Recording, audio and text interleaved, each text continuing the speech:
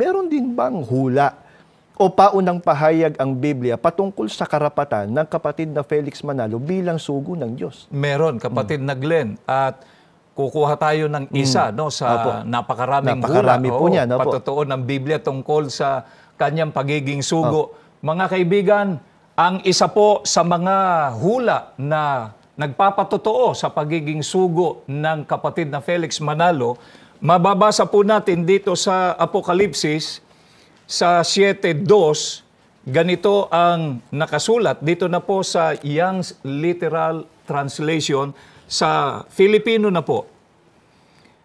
At nakita ko ang isa pang sugo na umaakyat mula sa sikatan ng araw, na may taglay na tatak ng Diyos na buhay. Mga kaibigan, ang hinuhulaan po rito na sugo ng Panginoon Diyos ay ang kapatid na Felix Y. Manalo. Natitiyak po natin na siya ang kinatuparan ng hula sapagkat binanggit, kapatid na Glenn, yung dako na kanyang pagmumulan. Opo. Sikatan ng araw o malayong silangan, ang bansa na kinatuparan ay ang bansang Pilipinas.